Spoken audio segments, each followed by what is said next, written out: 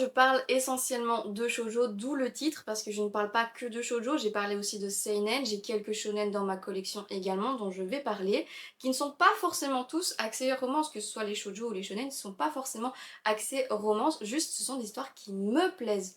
Mais comme ils font tous partie, en majorité, d'une catégorie éditoriale qu'est le shoujo, eh bien j'ai décidé d'appeler la chaîne telle quelle. Comme ça on sait un petit peu de quoi je vais parler et quelles sont mes préférences. Mais s'il n'y avait pas eu cette catégorisation, j'aurais trouvé un autre nom, je me serais creusé un petit peu plus la tête pour trouver un autre nom.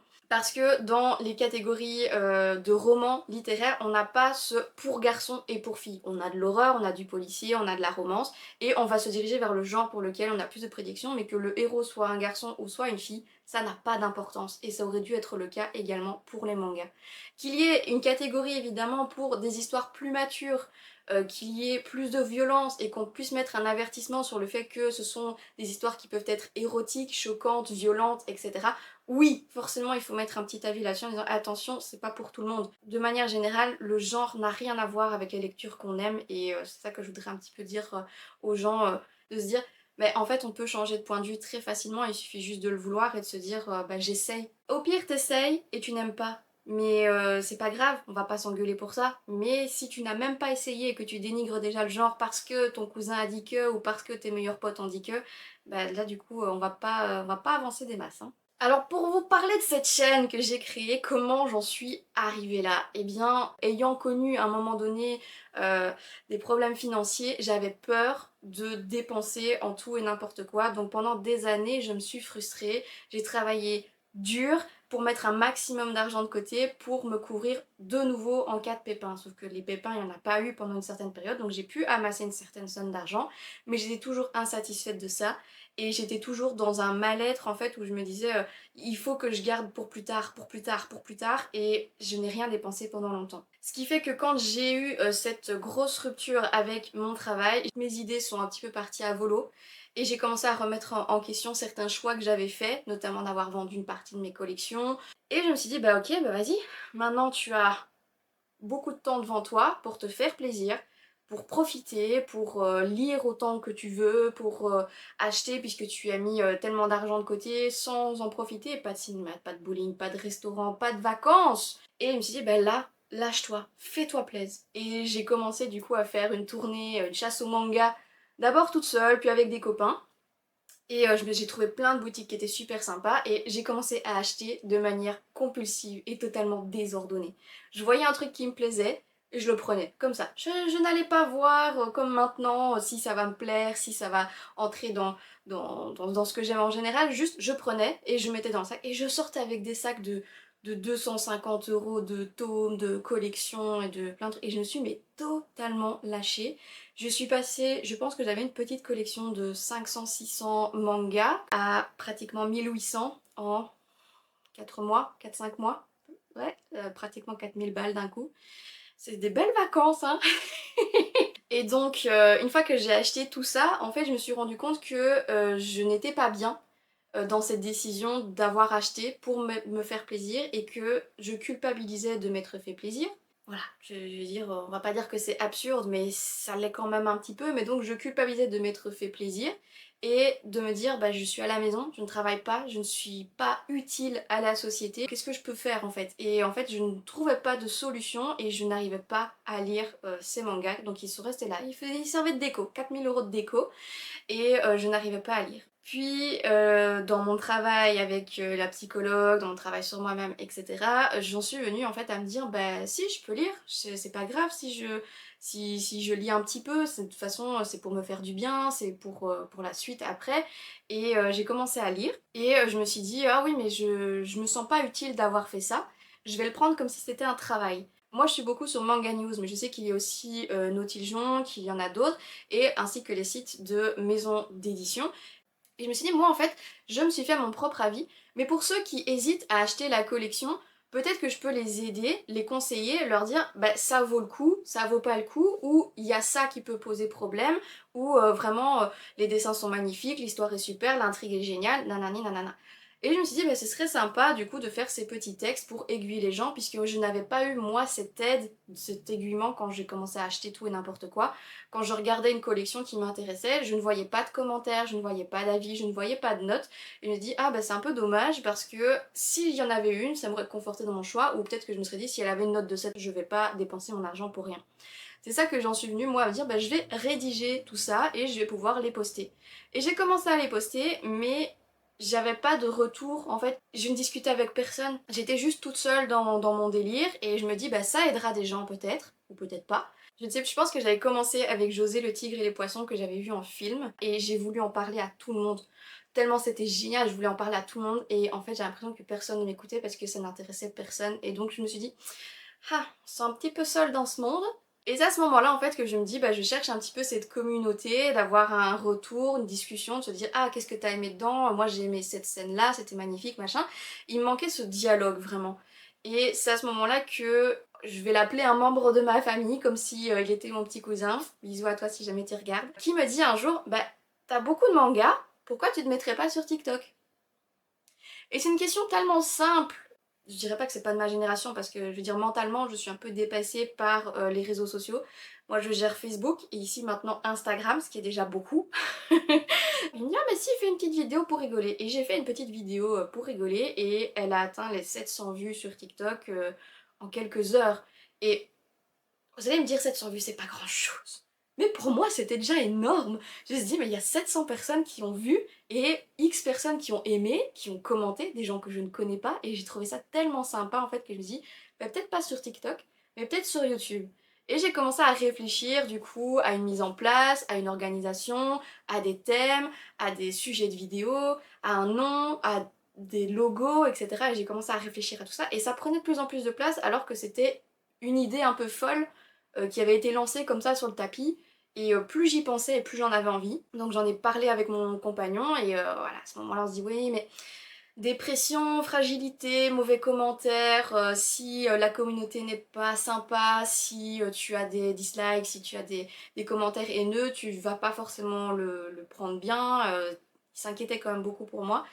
Et en fait, la commu ici que j'ai, moi, elle est géniale. Elle est vraiment géniale. Donc merci beaucoup pour ça parce que je passe vraiment un temps génial en fait à préparer les vidéos et à attendre en fait vos commentaires sur les vidéos en me disant ah j'ai trop aimé ça ou je suis pas d'accord avec toi mais que ça reste dans une bonne entente, que ça reste dans une bonne ambiance, qu'on puisse se conseiller des séries les uns les autres.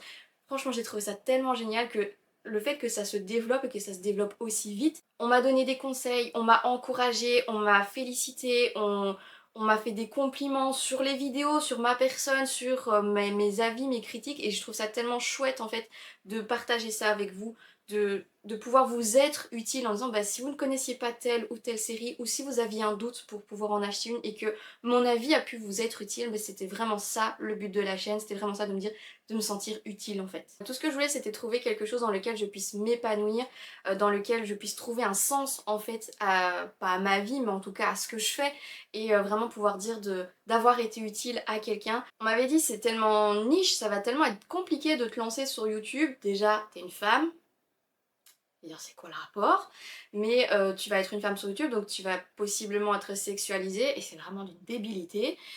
Tu vas avoir des critiques qui ne seront pas gentilles, que les garçons du coup ne reçoivent pas, eux.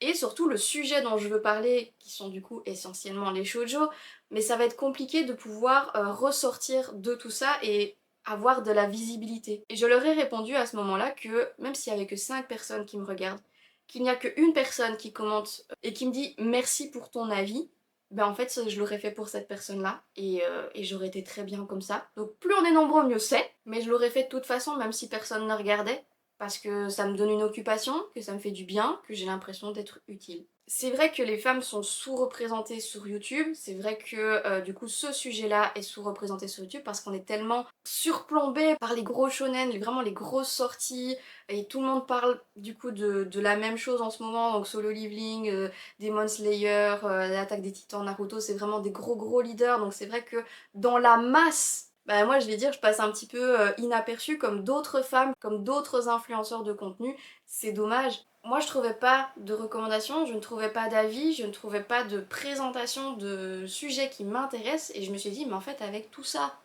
il y a peut-être moyen que je le fasse moi. Alors je ne peux pas trouver mes propres inspirations sur ma chaîne, ce serait quand même un peu spécial. Donc du fait que j'ouvre cette chaîne pour pouvoir vous aider, vous m'aider aussi. Je ne cherche pas à vous influencer, je ne veux pas donner de recommandations en disant voilà, achetez ça, vous ne serez pas déçus, parce que de toute façon on n'a pas tous les mêmes goûts, on n'a pas tous les mêmes convictions, et donc tout ne peut pas convenir à tout le monde. Mais moi ce que j'essaie de faire, c'est de vous donner un avis, de vous faire une petite critique, que j'essaye en tout cas la plupart du temps d'être objective dessus, en vous donnant des arguments, des contextes, avoir des images forcément de ces styles graphiques, etc. pour vous faire une idée de vos appréciations. Si la présentation vous a plu, que le manga vous intéresse, parce que la présentation, vous l'avez trouvée assez claire en tout cas dans la globalité, ben, ça me fait plaisir de vous avoir aidé, mais je ne vais jamais vous dire achète-le, c'est de la bombe. Parce que si tu l'achètes et que t'aimes pas, ben, je veux pas être responsable de ça, je serais trop triste que ça te plaise pas alors que moi ça m'a trop bien plu.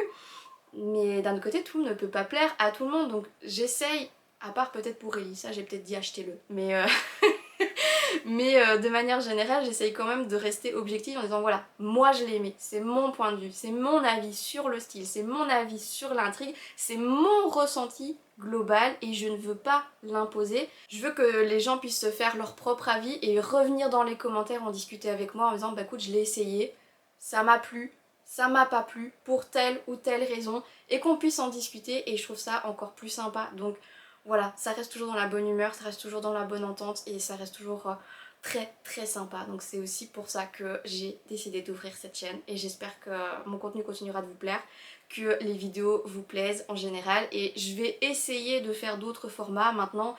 Comme j'ai dit, entre le boulot, le côté sociable et je vais dire les autres activités, ben, c'est quand même un peu compliqué d'organiser tout ça. Ici je fais encore à l'heure actuelle une vidéo par semaine, en tout cas j'essaye d'en faire une par semaine, mais je vous avoue qu'il y a des semaines c'est quand même assez tendu et parfois la vidéo est terminée d'être prête à 17 h et elle est publiée à 19 h. Donc pour vous rendre compte un petit peu du truc en mode il faut qu'elle sorte. Donc on m'a proposé d'autres idées de format pour la chaîne, je voudrais bien faire des vlogs lecture que j'essaye de mettre en place, mais ça semble un petit peu compromis, en tout cas pour le moment. C'est ce que j'aimerais mettre en place prochainement, mais j'ai pas encore eu la bonne occasion de les réaliser. Je voudrais également faire des animes. C'est vrai que j'en ai pas fait beaucoup jusqu'à présent, je pense que j'ai fait Raven of the Inner Palace et Wolf Girl and Black Prince et j'ai fait également Maid-sama, qui sont des animés qui sont liés en fait avec mes présentations de manga, puisque j'essaye de faire la lecture manga comparativement à la lecture de l'anime, voir jusqu'où l'anime va par rapport au manga, si c'est fidèle, si on retrouve la même ambiance, etc. Donc j'essaye de faire un comparatif et de regarder, de faire les deux en même temps, mais je voudrais aussi pouvoir faire des petites reviews de mes animes. C'est vrai que pour le moment j'en ai pas fait, parce que je ne regardais pas trop d'animes, puisque je suis en train de lire, parce que on a atteint les 2000 tomes et que je n'en ai lu que 250, en tout cas présentés sur la chaîne, il y en a eu que 200 quelque chose. Et pour pouvoir acheter des nouvelles séries, bah, il faut qu'il y en ait qui dégagent dans le cas où elles ne me plaisent pas ou qu'elles soient stockées parce que là du coup je commence à manquer de place. Et une fois que du coup j'aurai un petit peu plus avancé sur mes lectures, bah, je voudrais pouvoir présenter des animes, de nouveau mon avis. Mais voilà, peut-être pas vloguer en train de regarder un anime, je sais pas si ça vous intéresserait de me voir vloguer en train de regarder un anime. Ou peut-être de le faire avec Vincent, on en avait parlé aussi de se taper un anime à deux et de réagir un petit peu sur les scènes, les commentaires, etc. Donc c'est possiblement à venir. Tous les 2 mois, je fais un bilan avec ce que je dois acheter, les collections qui vont se terminer pour faire un petit suivi.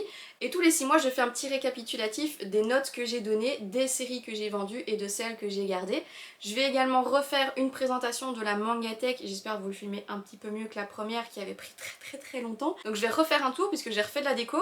Et j'ai rajouté encore des bibliothèques. Il va y avoir encore de la présentation, mais ça je pense la faire du coup pour l'anniversaire de la vidéo. Comme ça je vous en fais une par an avec les nouveautés et de toute façon vous avez les sorties, les achats du mois et les ventes. Donc voilà, il y a quand même une petite tournante qui fait ça, ça a été viré, ça a été ajouté. Ce qui m'intéresserait aussi, c'est de pouvoir voir vos bibliothèques, donc pourquoi pas faire des vidéos, présentations de Mangatech, commentaires des Mangatech de mes abonnés.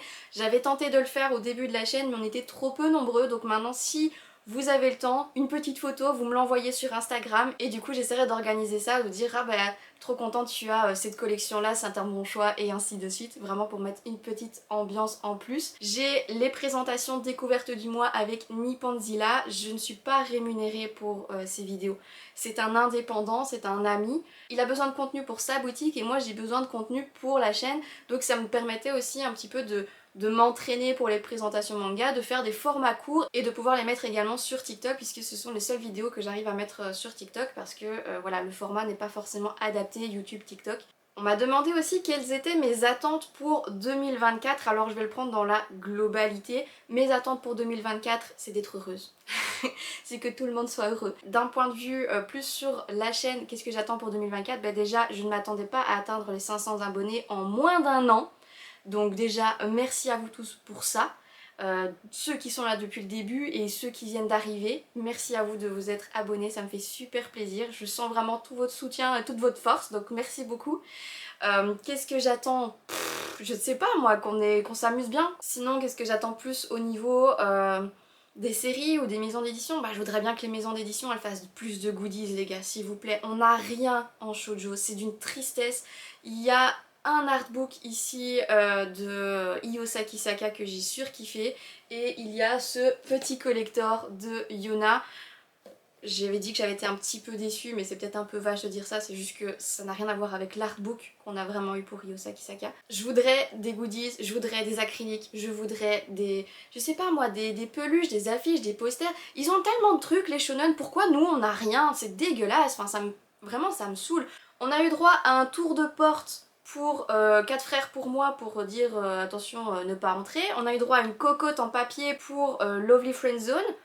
Je veux dire ça va bien les goodies de merde là, on peut avoir quelque chose de qualitatif s'il vous plaît. Je suis prête à donner mon argent pour avoir quelque chose de qualitatif. Je veux de la déco dans ma bibliothèque, je veux des figurines, je veux des shikishi, je veux des cartes postales, je veux plein de trucs et là on n'a rien. Donc s'il vous plaît, pour 2024, 2025 et les années à venir, je voudrais s'il vous plaît que tous les fans de tous les thèmes, de tous les genres, de toutes les catégories puissent avoir dans leur collection, dans leur mangatech, quelque chose qui symboliserait leur passion. Ils ne sont pas sûrs que notre communauté ou que les fans de ce genre dépensent leur argent.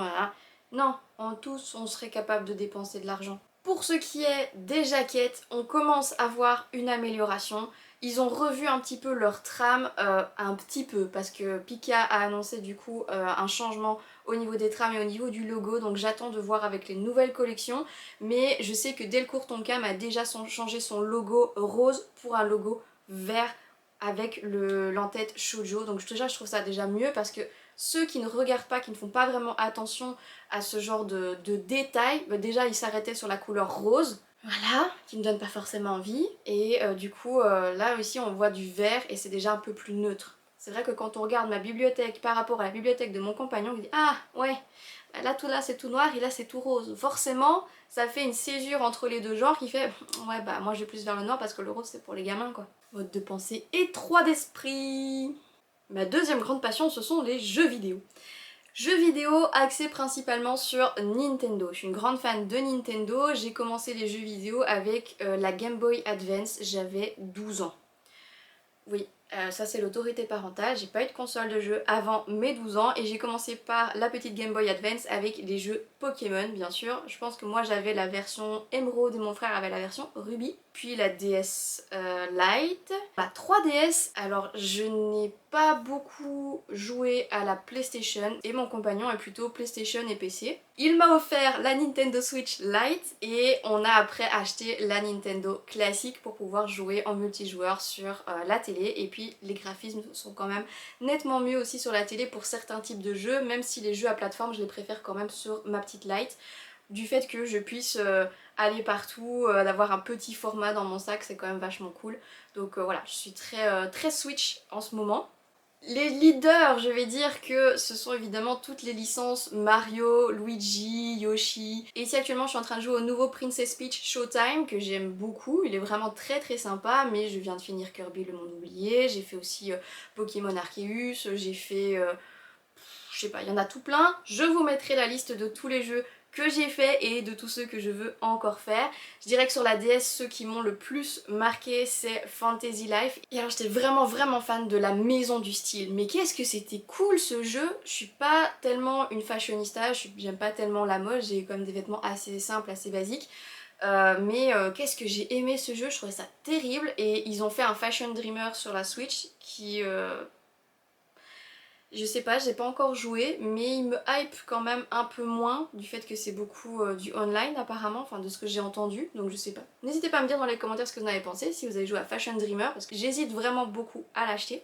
J'ai également beaucoup aimé les Horse Life, j'adore les chevaux, je voudrais bien avoir plus de jeux là-dessus. J'ai passé je ne sais pas combien d'heures sur Zelda Breath of the Wild et juste passé mon temps à me balader à cheval. Voilà. Et alors, le plus gros coup de cœur que j'ai jamais eu, c'est Animal Crossing. Animal Crossing sur la DS avec New Leaf, Wild World et ici maintenant New Horizons sur la Switch. Je suis à plus de 1000 heures sur chaque jeu. J'ai plein de goodies, j'ai des peluches, j'ai du matériel de papeterie, j'ai les amiibo, j'ai les cartes, j'ai les figurines. À part les jeux vidéo, j'aime aussi beaucoup les jeux de société. Avec mon compagnon, on fait énormément de soirées jeux de société avec nos amis. C'est parti d'un délire où on en avait un peu marre de sortir et de boire pour boire et on se dit bah en fait on serait pas plus mal à la maison à se prendre un petit jeu et on a commencé je pense par les classiques blanc manger coco. On est arrivé à des jeux qui sont un peu plus stratégiques avec des jeux qui sont un peu plus dans la réflexion. Donc on a quand même 3 belles armoires de jeux de société et on peut jouer à 2, à 4, à 6, à 8, à 10. Bah là prochainement on va faire une soirée loup-garou parce qu'on adore ça et qu'on en organise régulièrement avec nos meilleurs potes. On fait une grosse soirée. Comme quoi il n'y a pas besoin de dépenser beaucoup et qu'il n'y a pas besoin de boire pour s'amuser parce qu'on s'éclate mais comme des fous quoi. Je lis aussi beaucoup des romans mais c'est vrai qu'entre ce que je lis pour les mangas, pour la chaîne, plus les jeux vidéo, plus les jeux de société, plus les sorties entre amis, plus la famille, plus le travail, plus le ménage, on n'a pas assez d'heures dans une journée, on n'a pas assez d'énergie pour toute une vie, on n'a pas assez de temps pour faire tout ce qu'on doit faire et tout ce qu'on veut faire, donc voilà, on va faire des concessions. Voilà comment ça se passe en général quand je tourne une vidéo. Vous êtes posé sur le plateau de bouffe, il y a mon ordi à côté, tous les câbles, une bouteille d'eau, un mouchoir et mon téléphone. Donc voilà. Donc ici, nous avons mes collections sur la Switch. Alors j'ai fait à peu près comme ça partout. Ici, les collections que je considère comme étant sans fin, puisque même si on a passé le crédit, on peut continuer de s'amuser. Donc avec Story of Season, Animal Crossing, etc. Ring Fit, je vous avoue que ça fait un bail que je n'ai plus fait de sport. Et donc ici, ceux que je suis en train de faire avec Princess Peach et Super Mario 3D. Et tous les jeux, du coup, que j'ai déjà terminés. Les jeux multijoueurs. Et les jeux que je n'ai pas encore commencé mais que j'ai déjà achetés. Et du coup, il y a tout ceci qui attendent d'être fait. Donc à chaque fois que je veux m'en acheter des nouveaux, je me dis oui, mais t'as tout cela qui sont en attente, donc peut-être privilégier ceux que j'ai déjà. Donc comme on peut le voir, bah, j'aime beaucoup les jeux de farming. Youp, youp, youp. Ici, on a ma liste des animes que je voudrais voir, donc ma watchlist. Alors en blanc, les animes qui sont terminés, en bleu, ceux qui sont en cours de production, avec le nombre de tomes si une série est disponible et dans quelle maison d'édition.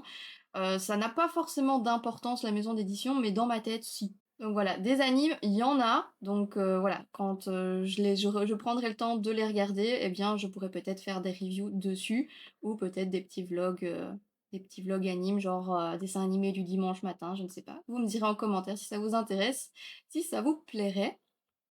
Donc au niveau de mes wishlists, on a les collections qui sont à terminer. Donc ici il me manque le tome 5 de Just Not Married, donc une collection.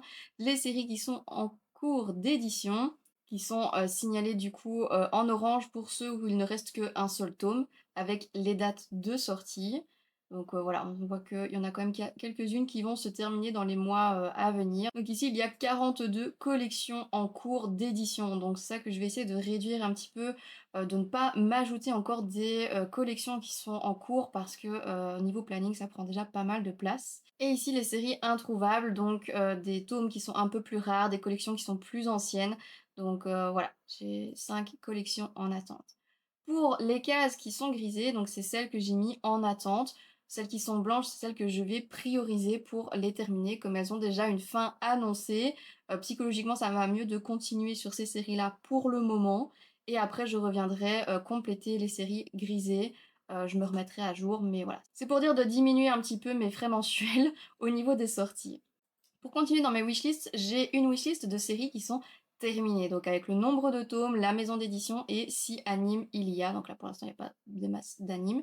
En gris, celle que j'ai déjà vue. Donc là c'est Si je suis la vilaine, autant mater le boss final, que j'ai bien aimé. Il n'y a que 4 tomes, donc je me suis dit à l'occasion je me les ferai bien. Ce qui différencie aussi dans ma liste, ce sont les titres qui sont en gras.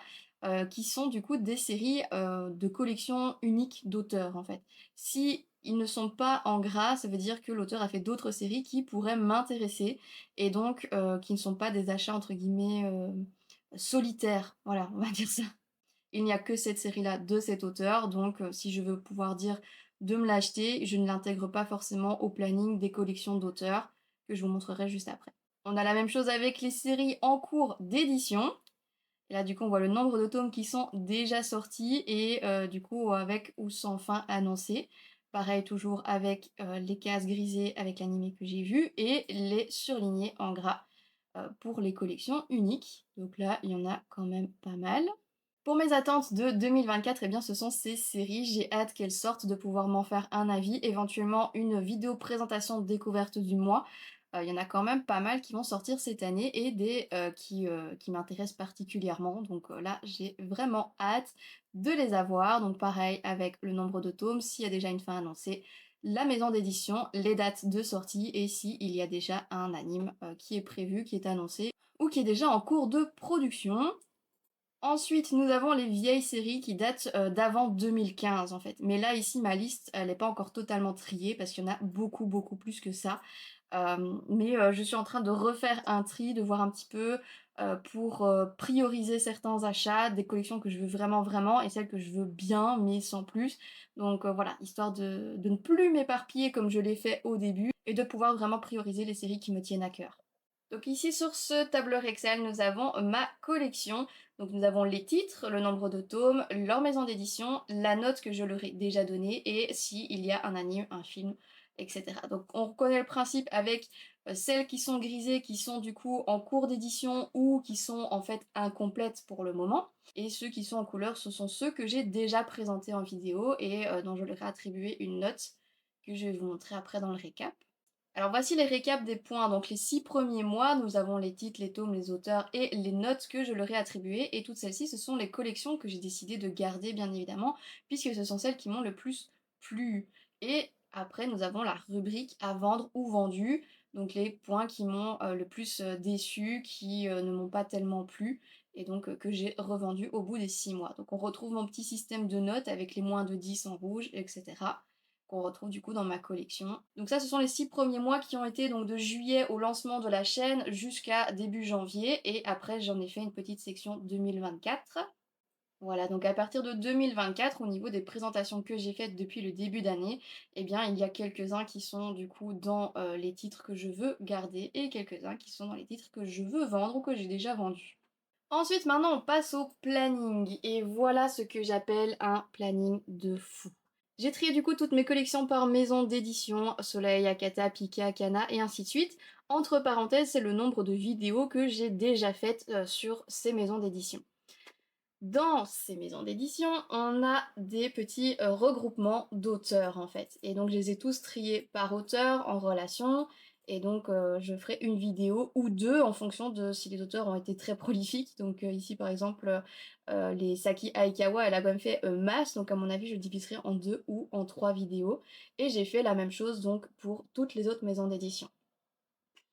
Celles qui sont en vert, ce sont des collections qui possèdent déjà un animé et que je vais du coup faire une vidéo en relation avec le manga papier et le manga animé, donc pour pouvoir faire un comparatif. Donc comme ça, je sais que je dois prévoir un petit peu plus de temps en me disant, bah, si je dois tout me remater plus tout lire, ben il faut que je puisse m'organiser.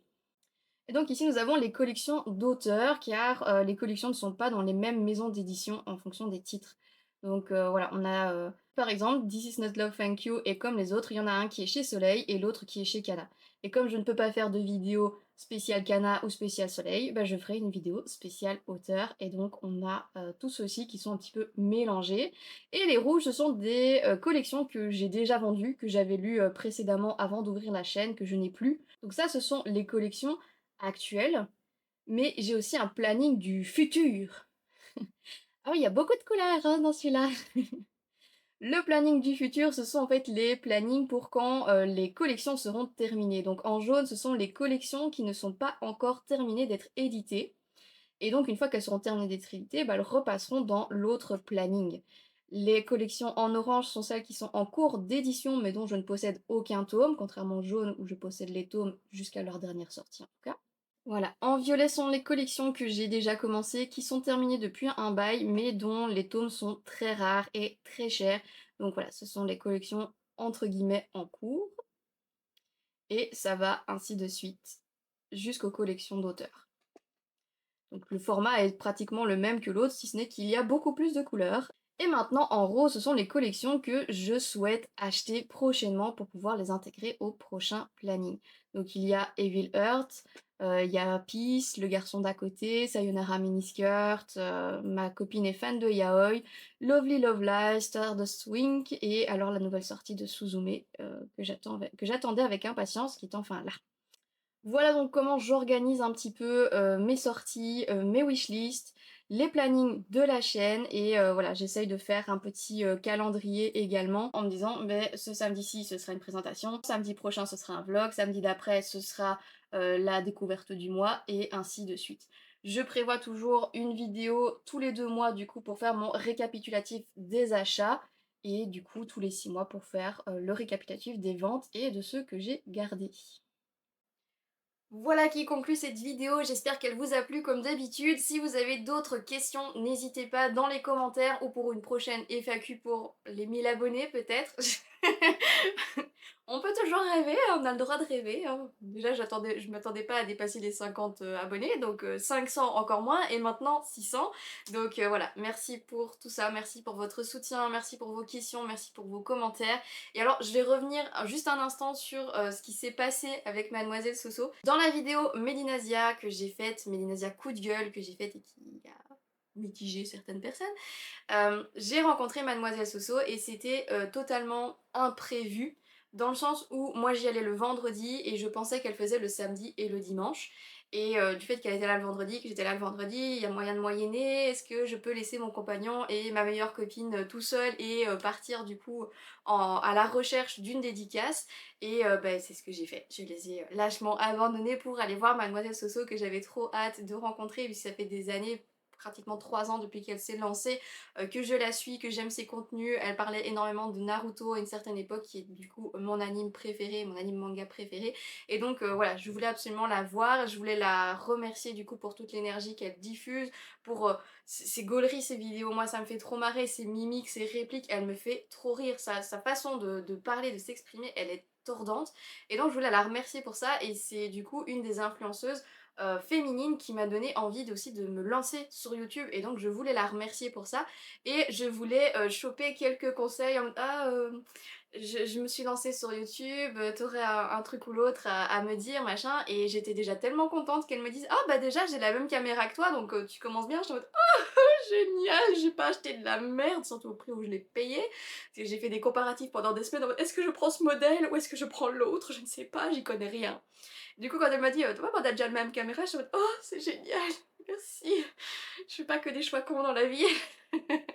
Et je l'ai trouvée tellement sympa, tellement avenante, elle était contente qu'on puisse en parler. Je lui ai parlé du coup du court live qu'elle avait fait sur la romance dans les mangas, tout genre de manga, et j'avais été tellement contente en fait qu'elle puisse aussi affirmer qu'il y a de la romance dans Baki, qu'il y a de la romance dans Naruto, qu'il y a de la romance dans plein de shonen et de seinen qui sont super connus puisque voilà, la relation entre Mikasa et Eren, ben, il y a quand même des sous-entendus, il y a quand même certains actes qui ont été faits par amour, il y a beaucoup de relations en fait qui apportent beaucoup au héros, qui le poussent à se dépasser, qui le poussent à protéger ses amis, sa famille. C'est quand même l'amour, c'est puissant et l'amour touche à tout, à tous les sujets, à tous les thèmes et il y en a partout. D'accord, et c'est peut-être de manière plus vaporeuse, plus dissipée, moins concentrée, cœur, bulle, petite étoile, machin que dans les shoujo shoujoesques.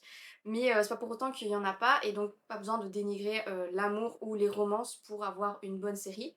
Et donc je voulais la remercier pour ce court live qui m'avait beaucoup plu, que j'ai beaucoup apprécié. Et même encore maintenant, ça m'arrive d'aller retaper quand même une petite vue d'1 heure et demie, juste parce que ça me fait du bien d'entendre que la romance, c'est ce qui fait vibrer le monde. Donc je veux dire, je vois pourquoi est-ce que ça devrait être un genre qui est dénigré. Et donc je lui viens en lui parlant de ça et je lui dis bah voilà j'ai lancé ma petite chaîne mais à aucun moment je me disais qu'elle allait parler de moi, qu'elle allait faire ma pub parce que c'était pas du tout dans cette optique-là que j'étais allée la voir. Je pouvais en rêver bien sûr, me dire ah peut-être qu'elle pourrait faire un petit mot pour moi. Non c'est pas possible. Qu'est-ce qu'on en a à faire de moi, tu vois? Donc je pensais pas du tout à ça, je me dis juste si elle peut me donner des conseils, si elle peut me dire que voilà, le travail, le contenu, c'est ce qu'il y a de plus important, comment on le met en place, comment on peut se mettre en avant et de le faire par plaisir de le faire et pas par obligation, de ne pas se laisser démonter par les mauvaises critiques ou par les haineux.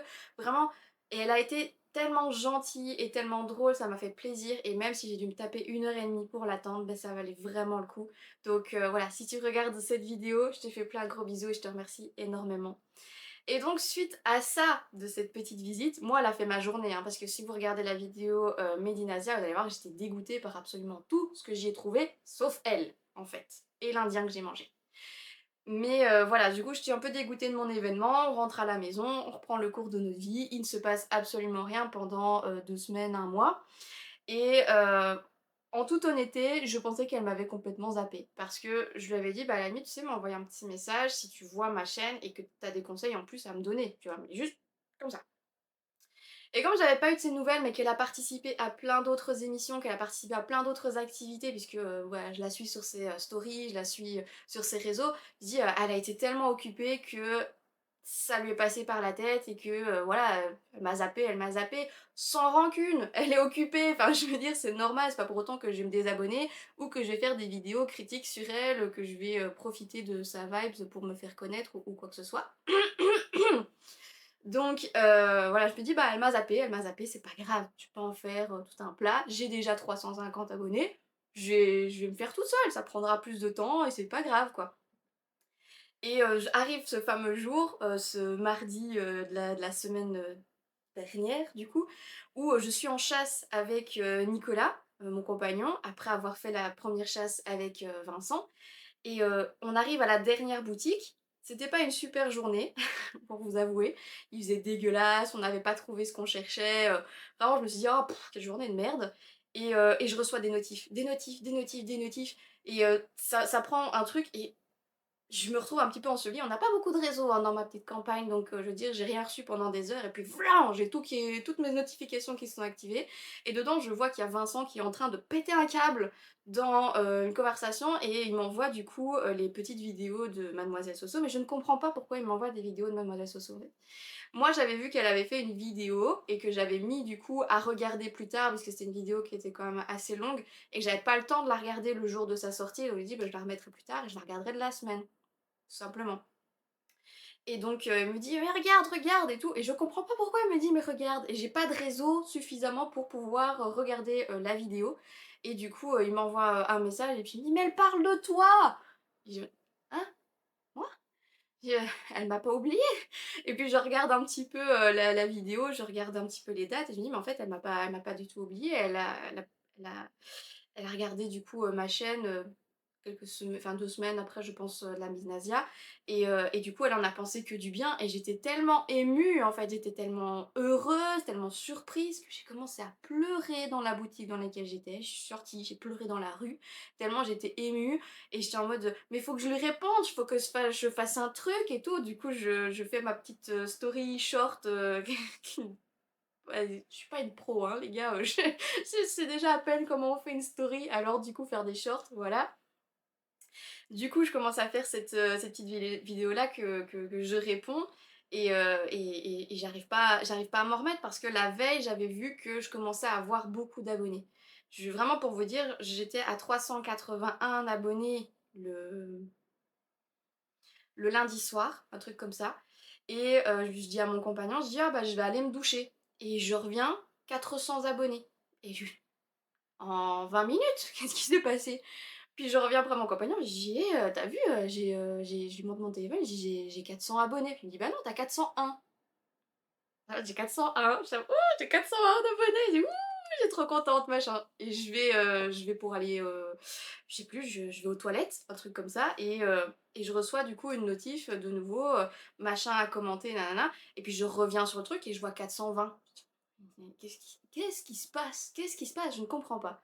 Du coup, Vincent m'explique le lendemain, il se passe ci, il se passe ça, machin. Et tout au long de la journée, tout au long de la semaine, et même encore cette semaine-ci, vous avez continué d'affluer en masse. Je ne sais pas si vous venez de la vidéo Mademoiselle Soso, ou si l'algorithme a été poussé par tous ceux qui sont venus de Mademoiselle Soso, qui ont rendu du coup la chaîne encore plus visible, et qu'il y en a qui sont encore arrivés par la suite, je n'en sais rien. Mais le fait est que maintenant, on est 600, et la chaîne n'a même pas encore fêté ses 1 an. Donc pour ça, je vous remercierai jamais assez, je remercierai jamais assez Mademoiselle Soso pour toute la force que vous me donnez, toute la motivation que vous me donnez, tous les compliments que vous me faites, les remarques positives que vous me faites, et constructives aussi bien sûr. Je veux dire, je m'attendais pas à être là où j'en suis maintenant, donc je ne sais pas à quoi m'attendre pour le futur. J'espère continuer cette chaîne, continuer du coup à avoir, autant d'engouement, à avoir toujours, cette envie de lire, de présenter, de toute façon j'ai encore masse à vous faire, hein, donc avant d'abandonner, c'est pas pour tout de suite. J'espère du coup qu'on pourra, continuer encore longtemps comme ça et voilà, même si ça ne mène nulle part, ça n c'est pas mon but premier comme je l'ai dit, donc moi c'est vraiment de me faire plaisir, de vous aider dans vos choix de manga et voilà, c'est juste, juste pour qu'on s'amuse tous ensemble et donc voilà. Bah, bonne année 2024 après avoir passé 2022-2023 dans la merde. Je trouve que 2024 c'est quand même vachement pas mal. En tout cas, elle s'annonce vachement pas mal cette année. Donc je vous souhaite tout l'amour du monde, tout le bonheur du monde, que tout se passe bien. Et on se retrouve dans d'autres vidéos, j'espère. Et voilà, n'hésitez pas comme d'habitude à liker, à commenter, à partager et à vous abonner pour la suite des lectures de cet énorme mangatech, pour les vlogs qui vont arriver, les animes possiblement et tout ce qui pourrait du coup arriver sur la chaîne prochainement. Je vous envoie tout mon amour et en attendant la prochaine vidéo, je vous dis ciao!